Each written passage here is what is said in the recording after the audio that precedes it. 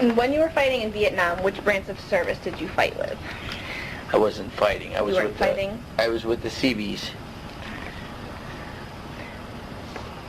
And where exactly did you serve when you were in the war? I was in Vietnam.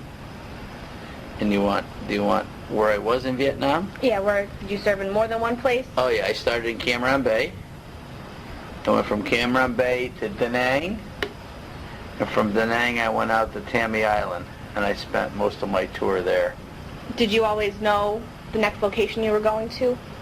Or were you sometimes up and moved and then you would find out while you were... Well, we used to go out in detachments from, a main base. Like from Da Nang, we'd go out in detachments from Da Nang. From Tammy, we'd go on detachments from Tammy Island. From Cam Ranh, it was the same way. It was all detachments. Mm-hmm. That would be your main spot to start from. And were you enlisted? Yes, I enlisted. You were not drafted in? I was drafted and then I joined. Okay. Instead of getting drafted, I enlisted. Mm-hmm. And what were your motives for enlisting? So I wouldn't get drafted. Just so you wouldn't get drafted? So I could do what I wanted to do in the service, because I went in as a mechanic. Were you living in Naugatuck at the time? No. No? Where were you? I was living in Southport, Connecticut. Were you married prior to No. going through, or no, you were single? I was single. While you were going through boot camp, mm-hmm. were everything that you went through, was it what you expected prior to going into boot camp, or was I don't think anybody expects boot camp. But I went in as an E4. They had a special program. They were looking for people they wanted to train people that could take care of 4 or 5 people. So I went in as an E4. So our boot camp was more or less, instead of physical, it was more on your mind. They worked on our mind there, you know what I mean? See if they could beat you down with your mind so you can handle the pressure if you did have to take over for a few people, during your tour. And do you have one memory that sticks out the most about being in boot camp? Yeah, I thought we'd never get through it. That'd be the biggest memory. When you first arrived in Vietnam, what was your first impression of the land, your first impression of the people? Hot. Very, very hot. Mm-hmm. When we got off the plane, it was like walking into an oven. From air conditioning to an oven. Mm-hmm. It's very, very hot there. Mm-hmm. You have to adjust to that. Well, that was my next thing about the climate and the weather, so it was really hard to adjust. Very, very hot. How about your uniforms? Were they not really ideal for the climate? No, I don't think anything would. No, really, nothing. And anything would help you. You know, you had to wear something. You had to wear something. You know what I mean? I mean, we weren't on vacation, so you didn't wear shorts. Well, we did when we got to the island. I'll show you the pictures of it. Now, you started off by saying that you weren't fighting in the war. No, we went over to build. Mm-hmm. Seabees build roads, buildings. They did airports, stuff like that. I mean, most of the stuff was done when I got there, so we were doing housing for the Vietnamese people. Mm-hmm. That's what our job was. And while you were overseas, were you able to stay in touch with your family at all? Yes. Just through writing? Writing, tape recorders. Mm-hmm. About how often did you we got mail as often as you wrote, and it took sometimes a while to get there. Mm-hmm. Sometimes you get 5, 6, 7, 10 letters at one shot when it did get there. Mm-hmm. Tapes and stuff like that. We got care packages. My mom used to send us all kinds of stuff, cakes and sardines and whatever was a whim, she'd send out a case of that, and everybody shared in it. So now, since you were building and not really fighting, how were your living conditions and your supplies as far as food, and was that better off than some of the other guys? Oh yeah, well until I got on the island and we weren't really in the jungle.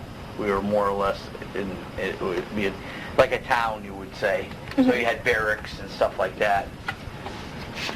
And the living conditions was very good there. Mm-hmm. But then when you get out in the jungle, now you're living in hooches and whatever else they have to hang your hat in.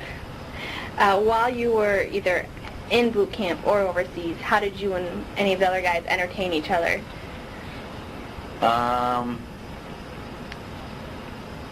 I was considered like a comedian. Mm-hmm. I had a nickname of Turkey.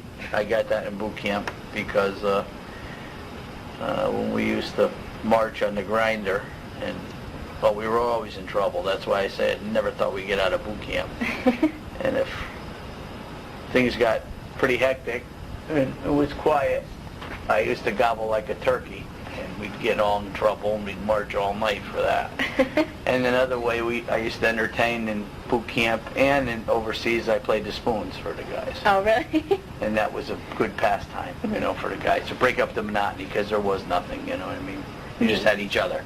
So overall, you had good relationships with your most of the guys. Absolutely. How about with your officers? Well, I didn't have, I got along with everybody, but I just wasn't, I'd rather do the job than be military. That was the thing. Mm-hmm. So that's what got me in trouble, not being spit shine and polished. Mm-hmm. I was just there to do a job, and some of the officers thought the other way. Some officers were very good in that respect, but other ones were just thought we were still living in the States, and it was kind of, made things tough. Mm-hmm. Now, since it was a little different because you were building strictly over there, how did you learn that you were returning home, and how long were you actually overseas? I was over there, it was more than a year, and you had to be there a year. And I don't know if you want to hear this, but I mean, they came out with a 14-month cut. Okay, and the service wasn't for me. Okay, I enjoyed what I did and the guys I was with and the job I did, but the military part of it wasn't for me. And they came out with a 14-month cut, and I missed it by 7 days because they sent me to Vietnam 7 days too early. So I kind of got lost at the end before I went home. So maybe I wouldn't have any orders, and I could get my 14-month cut out of the service when I got home, and it did work out. I finally ran into a good commander, a good lieutenant I had at the very end that made sure that everything went right for me, and when I got home, I got discharged. I got out of the service. Mm-hmm. So you partially answered this. Did your outlook change once you found out you were returning home, even though you kind of missed it by a week or so, the cut? No. I mean, you had to do your time. You had to be there at least a year, or you weren't going, unless you got shot or, went home in a bag or something like that. You didn't go home. I mean, you could wet your bed or cry or shoot yourself. You're still not going home. No, you're going to spend your time there. You had to do your time, a year's time. Did you again write home to communicate to your family once you found out that news? When I knew I was coming home? Mm-hmm. Oh, yeah. Mm-hmm. Oh, so absolutely. Everybody knew well ahead. Well, they knew it'd be a year by the time I get back. And then I had a little trouble when I got discharged. But my pay record didn't come with me, so I had to wait for it. You can't get discharged without a pay record. And that was traveling around Vietnam. Mm-hmm. And finally got to California, and I finally got discharged in California. Treasure Island, I got discharged. And where did you leave from? Where did you deport from? I went to boot camp in Gulfport, Mississippi, and then I went to Port Hueneme, California, to do my military games. We went out there and trained with the Marines, and then we left out of the state of Washington. I can't think of the name of the base, but that's where we left for Vietnam. Mm-hmm. They flew us up there, and then we went from Washington.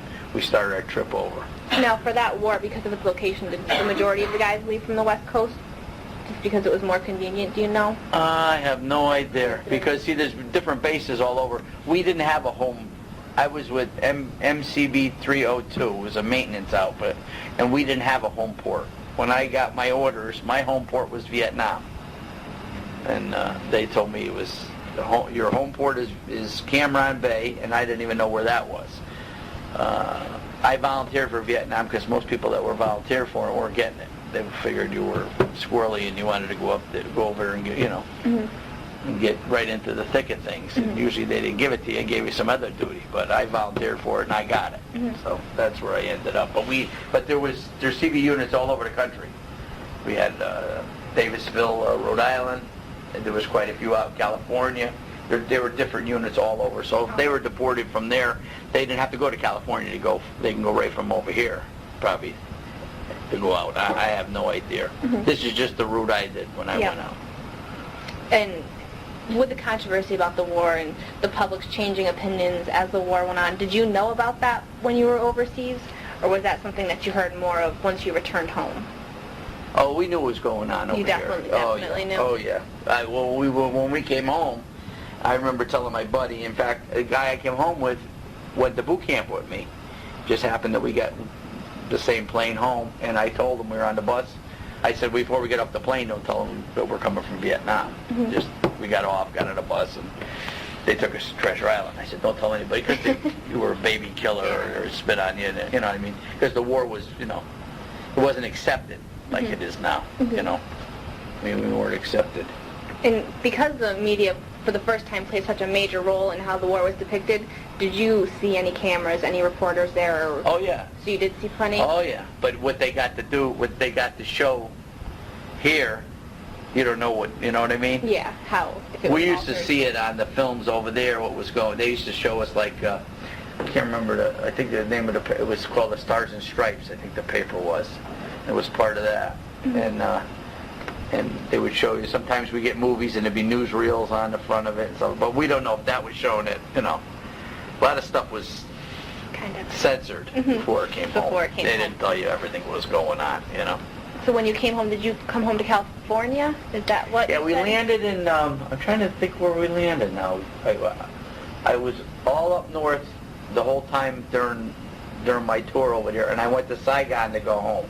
We had our base had moved from Cam Ranh down to Ben Hoa, and Ben Hoa was close to Saigon, and I went out of Saigon to fly home.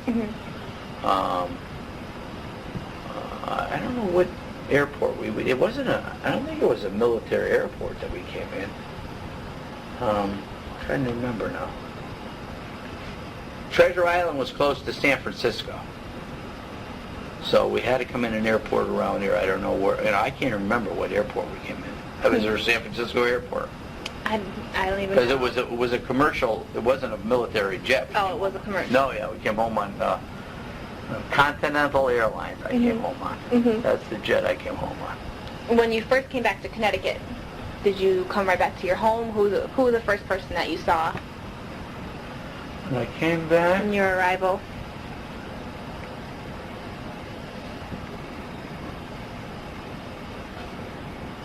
I can't remember, no. I don't remember where I came in. I don't even remember where it wasn't Bradley. It had to be one of the New York airports I came in. I flew out of, I don't remember where I left from. No, I can't. Sorry, I just didn't know how your return home was. I don't once you got back to Connecticut. No, that doesn't even, I can't remember maybe it wasn't a big homecoming. Nobody was waiting for me or something like that. I don't know, I can't remember that. That's tough. You're talking about now, I got out in 72, and this is... Like 35 years later? Thank you. Yeah. That's how long I've had the beard, for 35 years. Been 35 years? I've never shaved since I went into the service. Do you want to tell your famous beard story? I know Tim told me. No, that was boot camp. Oh, that was boot camp? That's the reason why boot camp, yeah. I used to get caught for shaving. Didn't shave close enough. That's how the whole beard thing started. And the Navy, once I got out of boot camp, I could grow a beard. Navy still has that. I'm almost sure that we can grow a beard. So I used to get caught at least 3 times a week for shaving. And at night, you'd have to dry shave. Every time you got caught, you'd have to dry shave for an hour each night.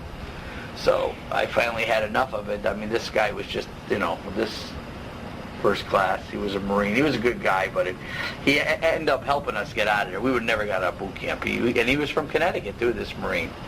And but he was tough, and he just, you know, was disciplined. You had to learn. We weren't kids no more. I mean, you're trying to train you to be, you know, go over, do what you had to do your job. But he used to catch me all the time. I just finally had enough of it, and one day I shaved a little bit too much, and he didn't stop me in time, and I got pretty raw. My face turned into one big scab, and then I didn't have to shave again from that day on. They took me right to the sick bay, and they gave me a little chit, said that I didn't have to shave anymore. I just carried it in my pocket. I couldn't shave. I was one big scab, and from that day on, the beard. 35 years. I grew the beard, and never. I trim it, but I've never. I got married with the beard. My kids have never seen me without the beard.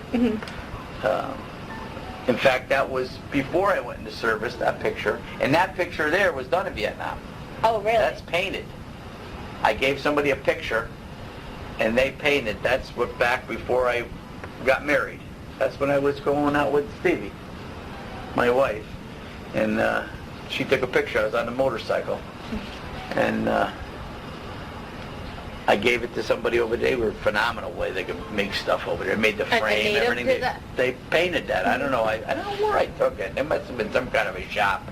I was over there. I think it was in Cameron Bay. I had it done. But that was before.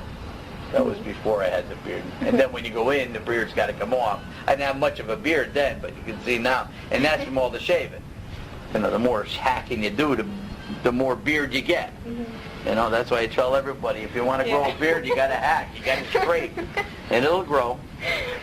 So now, when you returned home, what did you do for a career? Again, something similar to what you did in the war? Yeah, I got into construction.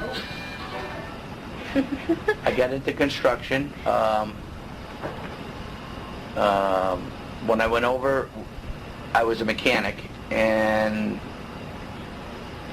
I learned how to operate over there. I was picking it up over there, and I came back. I started being a mechanic and operating over here. My dad was in construction, and he's the one that got me into the union, because they had a plan. Anybody that was a veteran and just came home from Vietnam could get a book in the union. That's how I got in, and that's how I started in construction. So did your life return back to normal pretty quickly? Oh yeah, it was you know. What's your view on the military now that you've served? What I did? Or just on, younger I don't regret guys what now. I did. It was a good experience. It was a bunch of good guys. I met all kinds of guys. Every branch of the service, they were all good. A lot of it was Mickey Mouse because of politics, what we go through every day today. The same crap that's going on with the presidents and what's going on now. There's a lot of crap involved, you know. But you put that all aside, and and the job could be done. You know, there's no problem with doing the job, you know. But when you put politics get involved in it, then it just turns to. That's why I couldn't stay in this. There's no way I could stay in the service. You know what I mean? There's no way I could stay in. And how about for younger guys today?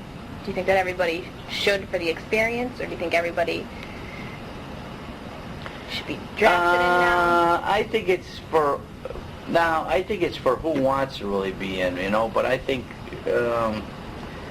I'm just not for this war that's going on now, because I've said it when it started. It's the same as Vietnam. I mean, it's going nowhere. They might be doing more or have more of a plan over there that we know about. They're not telling you. And I think the biggest thing is they're building bases over there for us to protect our country, being centralized over there. But it has nothing to do about helping them people over there. You know what I mean? Them people are never going to change. We were in Vietnam we were there for, I think it was close to 15 years. I think the Americans were there. But before that was the French. There was more than just us being there, right? And we went through all that, and we lost 58,000 guys died. Those are the guys that died. And then the guys that came back that were messed up, we got people still living in the woods that are still med. A lot of people live in Hawaii because it's just like the jungles. A lot of guys never even came home. They're still over there. They could never cope with it again. I mean, it was tough out there. These guys that had to crawl on their belly had it tough. I mean, I saw some of it, and it's pretty. On the island where I was at the end, it was kind of a safe haven. It was just fuel for the helicopters under, just fuel tanks, and we were building houses for the people out there. And the Army used to come into this island for a 3-day in-country R&R.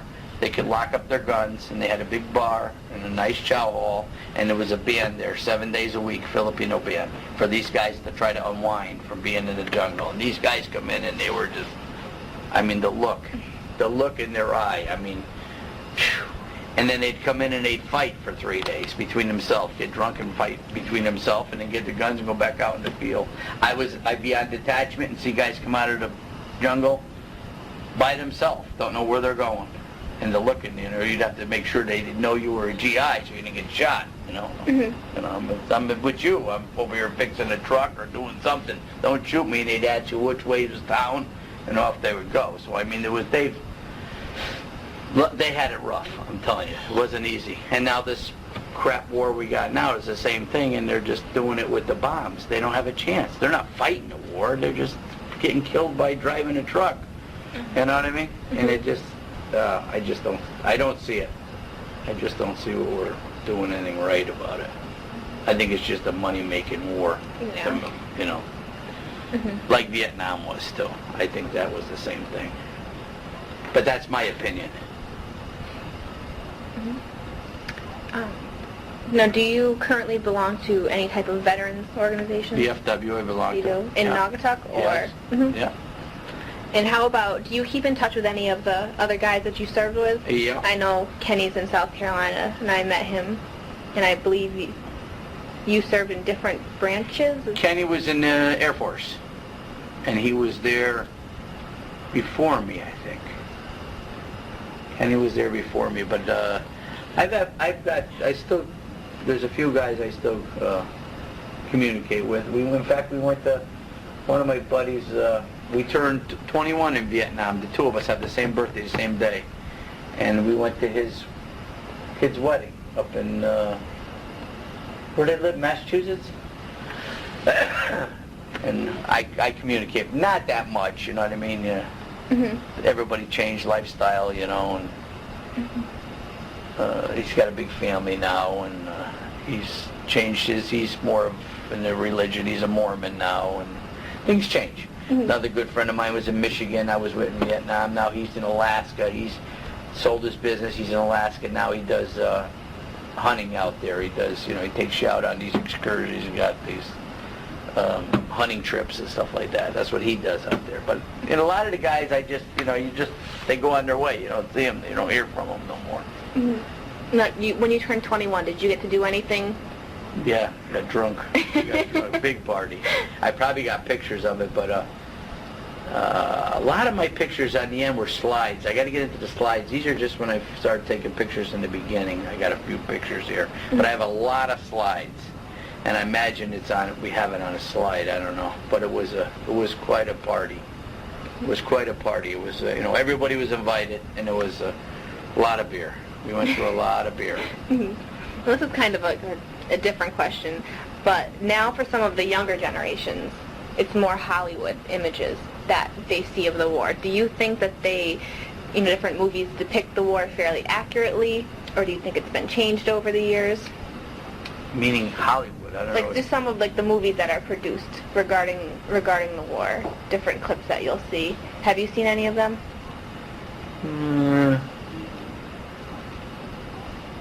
You mean a movie? Movies that they make? Yeah. Well, most of the movies I've seen are pretty realistic. I can't hear them. Yeah. Yeah, they're pretty. The Vietnam movies they made were pretty realistic. They were pretty real. I mean, they bring back a lot of memories when I watch that stuff, But I don't know about the new stuff today. That doesn't. You know, because I wasn't in the Desert Storm or this what they're going on. It was a whole different war. They were in the jungle, you know. We were in the jungle and they're in the desert, you know. See, but you think the Vietnam Wars are pretty accurately depicted, that the people now are still getting the same idea of how the war really was? Oh, yeah. Oh, absolutely. Oh, absolutely. Yeah, the movies they were pretty real. Pretty real? Yeah, I would say so, yeah. And outside of what students learn in the classroom, again, through the media and through their teachers' lesson plans, is there anything that if you could tell all the students, is there one thing that you would tell them about the war that they might not learn inside the classroom? It's kind of tough. It's kind of tough to teach anybody until you're there, until you experience it, you know. And war is ugly, and we're just lucky that we never had to fight a war here in our country, and people should appreciate that. You know what I mean? People don't know war until you see war, you know, and the way people live, you know, not us, but the people that we're fighting there amongst, and the way they have to live and what they have to go through. I mean, it's terrible. The kids, I got pictures of the orphanage. I used to take care of orphanages over there, out there. Oh, really? Had nothing to do with the military. If I got caught, they would have put me in the brig. We did get caught a few times, but we got away with it. But I used to take care of a lot of churches, orphanages, you know, just to help out. And the Army used to come and ask us if we could help out, because these were priests that used to go out and visit these shrines and churches and whatever, and they find out they had a problem, then they'd see if they could get somebody to help. But I mean, it was, instead of having the Army do it, they would come and get the Seabees to do it. So if there's anybody got in trouble, we'd get in trouble, not them, you know? What kinds of things did you do for the orphanages? I've never heard that, you know, before. Oh, we used to bring, you know, if they needed was one orphanage that needed a new well to be dug. I mean, they would dig it. They just needed material, cement and the block and whatever else they needed. And I told them that I would get it. And to get it, I had to steal it. I had to steal it from the government to get it for them. This was stealing. I didn't go in and buy it or say, can I have it? I had to steal it. And I said, if I steal it, I don't want it to go on the black market, because everything went on the black market over here. That's how they made their money. You want it to be I said, if you want to build a well and you make sure you build this well, I'll get you everything you need. I mean, we can't do the job because we'd have to stay out the village. We weren't allowed in the village. We weren't supposed to be out there. And they built a beautiful well that we brought all this stuff. Another one was a church. We used to go out there and help the church out. They had an old generator run the lights in the church at night. And I used to keep the generator going until it finally crapped out. It was an old gasoline. We used to steal gasoline for them and stuff. And the priest came out one day and said that they had no, we appropriated it. That's the word in the service, appropriate. Appropriate? Yeah, appropriate. That means steal. And their generator went out, and I got them a new generator. I appropriated a new generator. We put it in the church. And the nuns used to make us raisin wine. That was our big kick out there. I mean, we could really get blasted out of raisin wine. We got finally caught on the end. And there was one nun that spoke English. She was taught in America. She went to school here. And there was one big nun that was Vietnamese. And she used to get very, very upset when the officers come in and catch us. You know, I think she wanted to do them in too. She used to go like this, no good, no good. Meaning, I'll take care of them when we get rid of them for you. She was a nun. But that was my church experience out there. And I just have a few more, and we'll finish up. Do you think you talk more about the war now or when you first returned home? Probably more now. If I have something comes up and I say, well, you know, this is what I did, and, you know, different experiences, you know, that would go along with life now for doing something, you know what I mean? Oh, yeah, we did this, or what'd you do when somebody asked me or something like that. When I first came home, I don't think I talked that much about it. I don't think so. I mean, I still have trouble, as I work construction, I still have trouble when a dump truck slams the tailgate on there. If I don't see it slam, I just mess my pants because of the noise of the rockets. If you ever heard of a rocket go off, your first rocket, I mean, it's unbelievable. You can't even explain it. You think you've seen fireworks and heard fireworks. It's nothing like fireworks. It'll just, the concussion, you think it's going to rip the pants right off your Your legs. That's how much a concussion is. And if I don't see it today, it happens right now. It's been how many years? 30 years since I've been out of the service. If I don't see that tailgate slam, if I don't watch it, and it does behind me, or I turn my head, it just scares the living crap right out of me.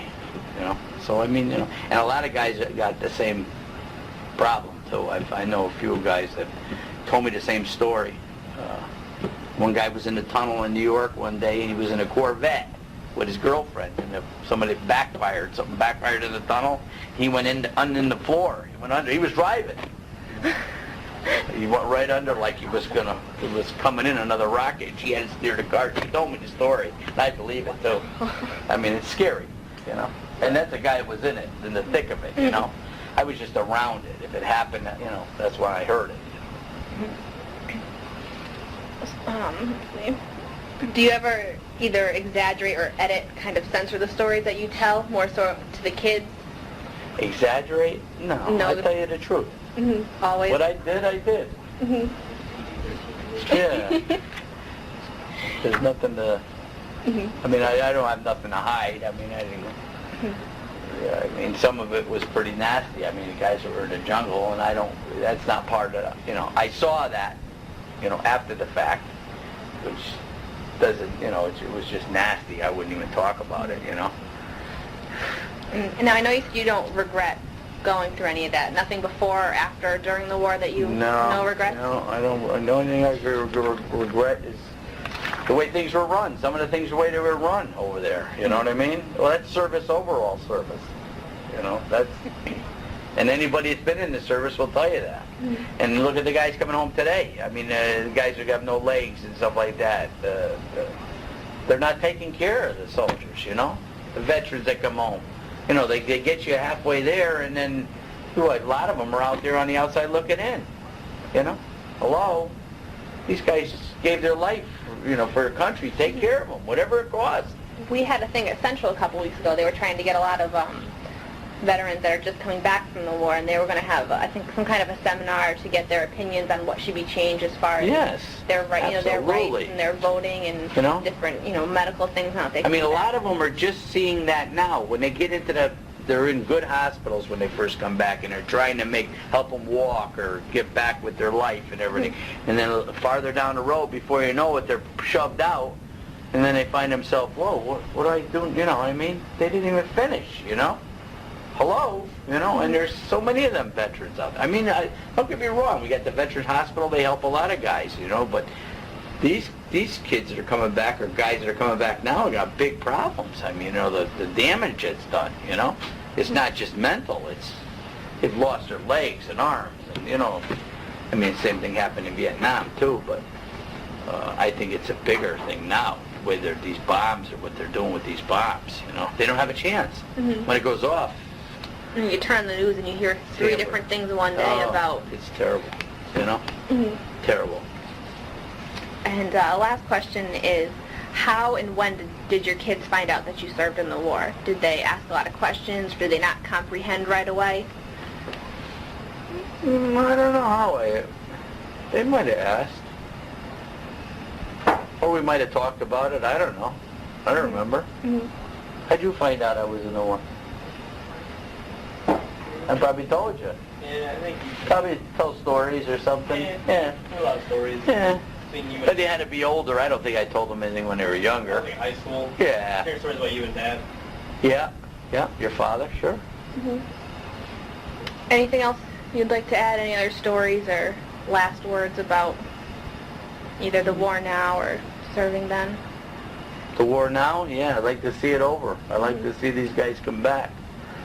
I think we're fighting in the wrong country myself. I don't know why, they say one thing and I say something else, and I think 9/11 they said it was Bin Laden, and he was chaining in Afghanistan and Pakistan, and we ended up in Iraq. So, I mean, why are we in Iraq when we knew where they were training? I mean, the thing we should have done is after 9/11 and they found out who was responsible, that country should have been, in my book, eliminated. It's too bad that people that are innocent have to die, but I would think if they sent out a message and that country was wiped, and then when the Taliban wants to move to another country, they'd say, no, you're not coming here. You see what they did to Pakistan, or you see what the Americans did? We're just too easy. And the other country's not easy like that. You know, that's what I think. That's the problem. And this country's, you know, the strongest country in the world. And there should be no reason for it, you know? But that's my opinion. That's my opinion. And I think if this one ends, there's going to be another one someplace else. It's going to be another one, you know? I just hope it doesn't turn into the nuclear part, you know what I mean? Then we're really, you know, you just got to keep talking. Keep talking. But that's just my opinion, you know? I just feel sorry for them. The kids are over there now. The guys are over there now. They're just... It's not easy. Not an easy thing. And I think anybody would say the same thing that was there. It doesn't matter what kind of job you did. If you had an easy job, hard job, or... It's just wars sucks. You know what I mean? It sucks. The good ending quote. That's it. I'm not sure. Honor or whatever you want to do. I don't care. But this is... These are really good pictures of Stevie. That's all I know. Yeah, she sent them. What? That's Dolly. That was my dad's dog. That's the orphanage where I was playing the spoons. These kind of pictures, I mean, this is, these were after party time, you know. See the guy? This was chasing the mama's son over here. He brought him back. That's where he passed out. This is one of our repair shops. There's all the guys in the repair. See, we had tents to repair the equipment. This was in Cameron Bay. This is Cameron Bay pictures. See, a lot of it was all party. You know, these are like the party pictures. This is the Mormon now. He don't drink, no coffee, no tea or nothing. That's the Mormon there. These are all guys that...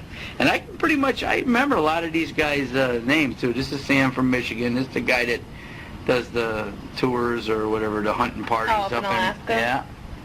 Yeah. This guy's name was Watling, I'm almost sure. This was Paul. This is one of our officers, or first class. I remember. This is one of the lieutenants. I can still remember a lot of these guys' names. They come back to me.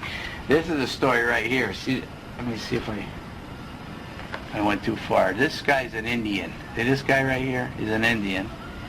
I can show you another picture if I come up with it. Maybe it's in the other book. Yeah, it probably is. I got them wrong. Well, I taught this Indian, how to play the spoons. And I think I got a picture of him playing the spoons. And he did, very quiet guy, never bothered anybody. And he broke his arm doing something. I think he got in a fight or something like that. But I taught him how to play the spoons, and he drilled a couple holes in the spoons, and he used to tie them on his belt. And they told me he couldn't do that. It wasn't military. He used to have the spoons hanging on him. But you weren't going to tell an Indian nothing. And he learned how to play them good, this guy. Well, one night I got in some trouble. I didn't get in trouble, but somebody was picking on me, and was going to turn into a brawl. And this guy came over like Batman. He came out of the sky. I thought he had a cape on. And he hit this guy with that cat in the head. The guy went down. He never woke up. And he busted his cast where they had to reset his arm at that. That's this guy. You couldn't touch me, this guy. He pulled out that knife. You know, the Indian knows how to use a knife. And when he pulled that knife out, watch out. Very quiet guy, never bothered anybody, but he liked his fire water. See him? Tequila. He almost looks like Sean a little bit, doesn't he? Yeah. Another guy had a pet monkey over there. He was good to the guy, but he was nasty. He'd bite you. You couldn't go near him. This was on the island. See the fuel tanks?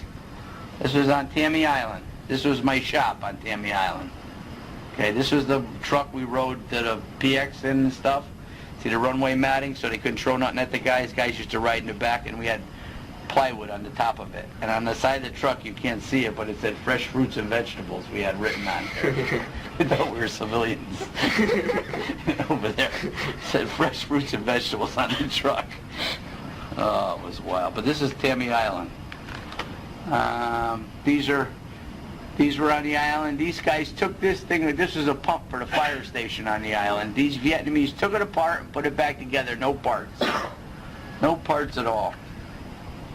This guy, this was Paul, and this his name. His last name was Arters. Can't think of his first name. There I am, right there. This is Cameron.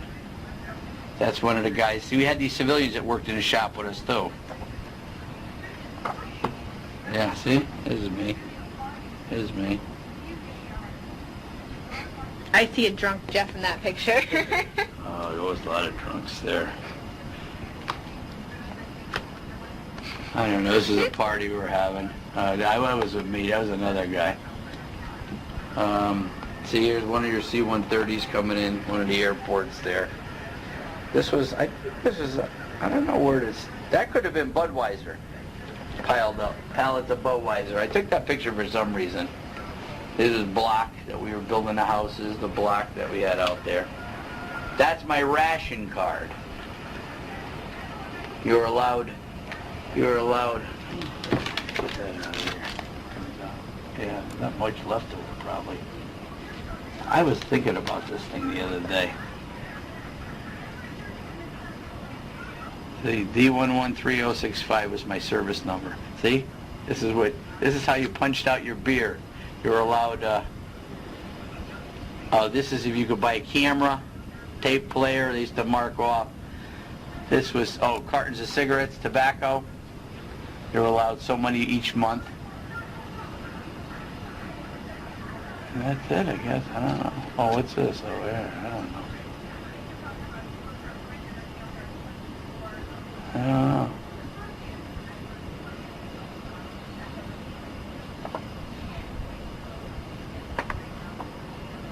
I remember that. I wrote something on there. Oh, here's the beer. See?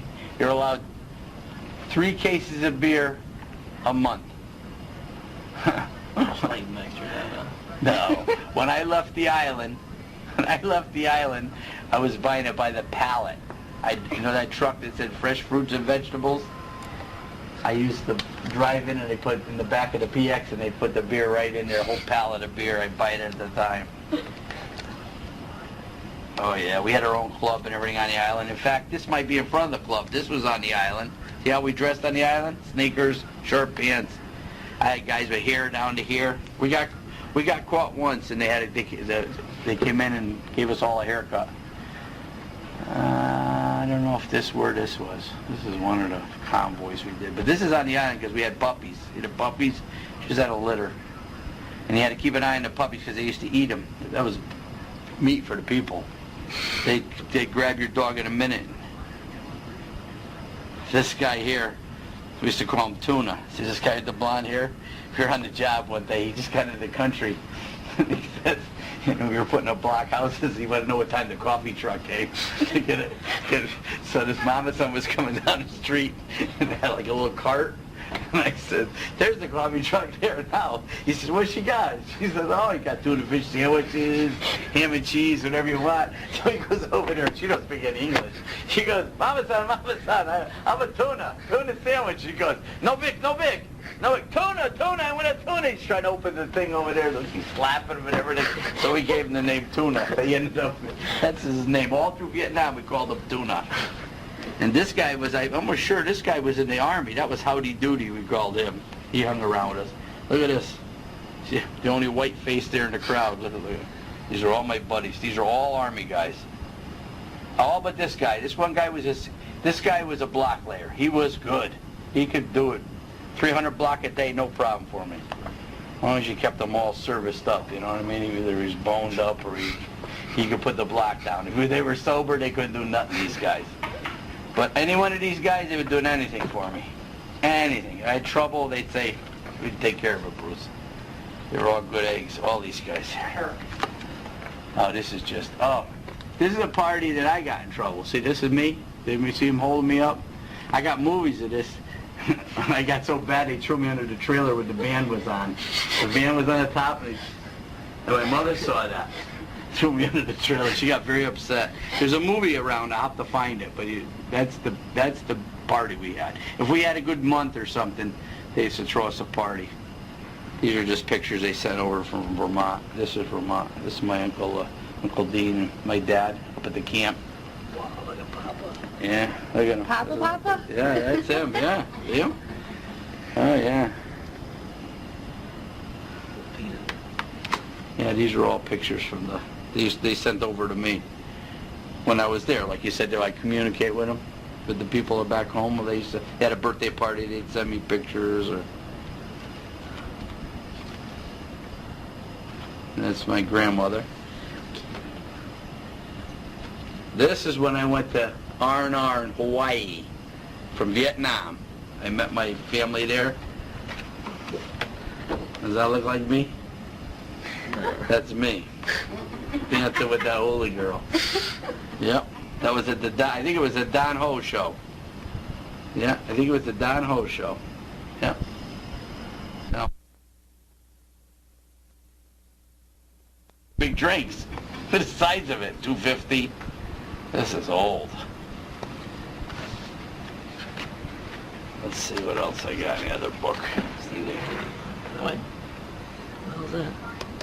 It's my cousin, lives out in Washington, Oregon, somewhere out there. Cousin Georgie. Changed his name to Geo. And these are just more pictures that they sent me when I was over there. Now, see this? This was Cameron Bay. Look at this. Look at the sunsets. You would never know. The beaches were white. That's why the what do you call it? The Russians, they go over there for vacation. Vietnam. It's beautiful. The beaches are beautiful. This is the way they brought the food in off the ships. What we used to call them, they're Chinooks. We used to call them shithooks. These guys used to come out of the back. You know, that's how they bring together. But they used to bring the food in with them. They were making a delivery one day. You can see them. They're coming over the top of because the boats were over the mountains on the other side. There was a dock. I don't think I ever saw that. Saw Da Nang Harbor, but I never saw where the boats came in for Cameron. These are the main force over there. This kind of helicopter here. I can't even think of the name of it, but a Huey or whatever it is. That's what run all the Army guys around. They saved a lot of guys' lives. We used to go up on Sundays just to cool off, and the Army used to take us up, fool around, get off the trunk, go up in the helicopter. We used to fool around on those for a goof. I don't know if this is this looks like something hit over here. I can't remember, but it looks like a cloud of smoke. Could have been a rocket there. I don't know. You know, it looks like after it hit, it made a puff of, yeah, I don't know.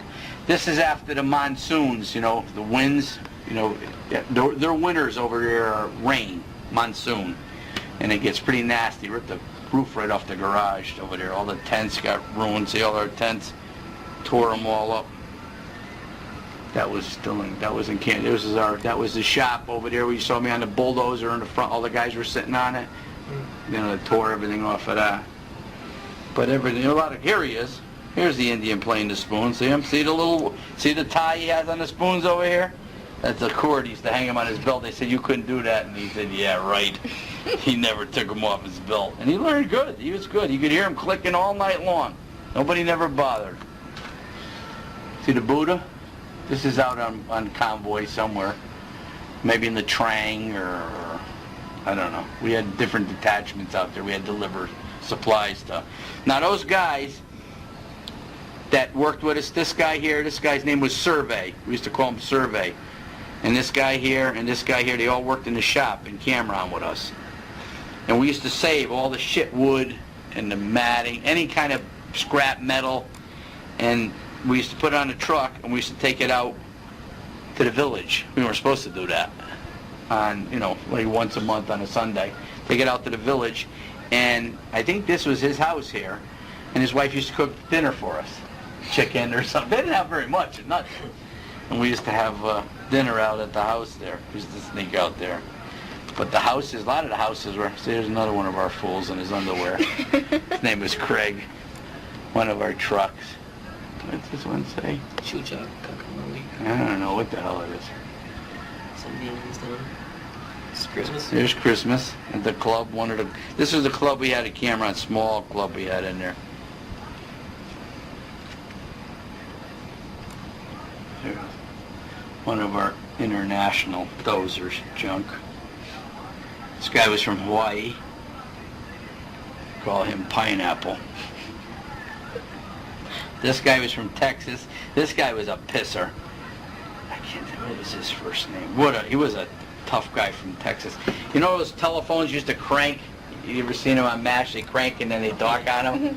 Well, that has a magneto in it. When they crank, it makes the bell ring on the other side. Well, we used to take them apart. Take the wires out, you crank, you hold the wires, and it gives you a shock as you're cranking it. And this guy, you know, he could hold it. You could crank it his face, and his arms used to dance around like this. Never bothered him one bit. He was a good mechanic, and that's the way you should check the spark plugs on a car. He'd grab the wires, see if they were firing. So it didn't bother. He said, "I'll do it." Grab the wires, cranking his arms. I can still remember it. These are our hooch. I still got this recorder in the cellar. In fact, that's what it's marked on that ration card. That's a recorder I bought over there. Still got music on the reels. That's the way we used to listen to it, and then put headphones on there. And this guy wanted to track like he always acted like a fag. This guy, see him? I can't remember his name. He was a pisser too. We had more meatheads over there. Oh yeah, see, these are all the. There's Sam, one guy from Michigan. See, these are the hooches. See, this isn't Cameron Bay. You lived in hooches, compared to back over there that there were shacks that we lived in. Okay, these are the pictures like they sent over to me. You know. Where did I see that picture? I think it was over here. See that picture right there? Yeah. That's the picture they did that with. See it? Yeah. That was the motorcycle I was on. It was a BSA. But see, here's the letters that they send you. We get a bunch of letters at one time. Got to be badass with your sunglasses and everything. Everybody had to have badass glasses on, you know, you're in Vietnam. And it was just, a lot of these are just this is our time off. Time off. I don't know what this guy was doing. I don't know if it was, I think he was putting an antenna up or something, TV or something, I don't know. So I don't know what picture you want to pick out. I don't know what you're looking for. Well, I think I'm reading here. I didn't. My father had a monkey and he was nasty. He was nasty. Dude, that animal had him, I don't want to Get my He didn't glass. have an orangutan or... I got